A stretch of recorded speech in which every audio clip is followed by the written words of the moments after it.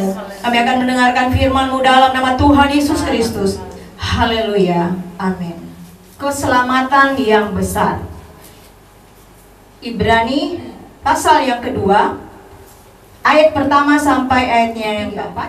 Karena itu harus lebih teliti kita memperhatikan apa yang telah kita dengar, supaya kita jangan hanyut di bawah arus. Sebab kalau firman yang dikatakan dengan perantaran malaikat-malaikat tetap berlaku, dan setiap pelanggaran dan ketidaktaatan mendapat balasan yang setimpal, bagaimanakah kita akan luput jikalau kita menyia-nyiakan keselamatan yang sebesar itu, yang mula-mula diberitakan oleh Tuhan dan oleh mereka yang telah mendengarnya kepada kita dengan cara yang dapat dipercayai, sedangkan Allah meneguhkan kesaksian mereka oleh tanda-tanda dan mujizat-mujizat dan oleh berbagai-bagai penyataan kekuasaan dan karunia Roh Kudus yang dibagi-bagikannya menurut kehendaknya. Firman Allah itu adalah ya dan amin. Dia akan menggerakkan setiap tanah hati kita yang benar-benar setia dan taat. Saudara, ketaatan kita akan dilihat bagaimana kita memulai, bagaimana kita akan mengawali hidup kita. Ketaatan itu akan dilihat sampai akhir, saudara. Bukan hanya awal, tetapi sampai akhir, sampai di mana kita benar-benar akan bertahan. Saudara, hidup di dunia ini kita butuh Tuhan, kita butuh firman, kita butuh keberanian untuk datang kepada Tuhan.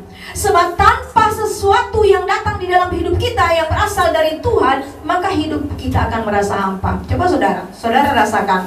Kalau saudara tidak punya Tuhan, saudara tidak memiliki gairah, saudara tidak memiliki sesuatu yang bisa membuat saudara bangkit.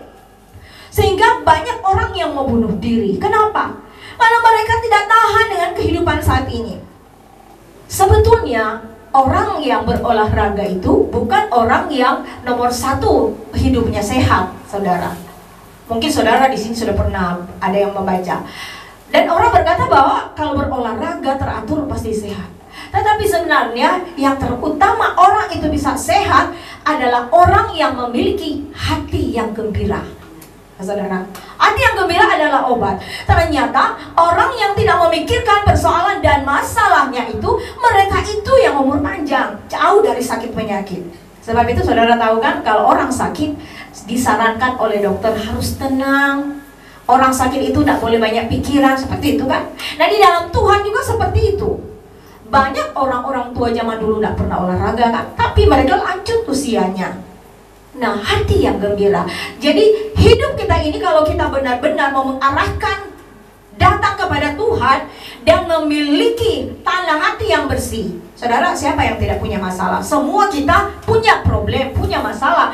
Tetapi bagaimana kita menyikapinya? Kalau tinggal dalam masalah, maka saudara, hidup kita akan terasa sakit dan banyak komplikasi penyakit yang akan datang.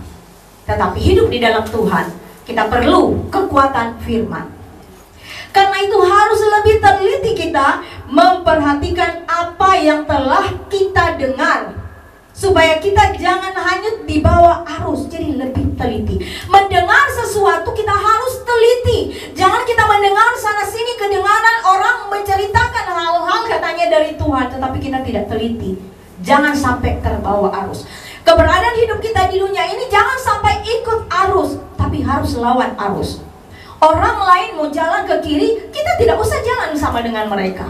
Tetapi kita punya prinsip sendiri.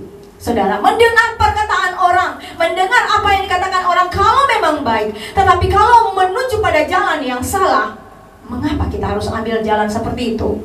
Saudara, itu tidak perlu kita ikut. Kita harus berjalan sesuai dengan arahan Tuhan.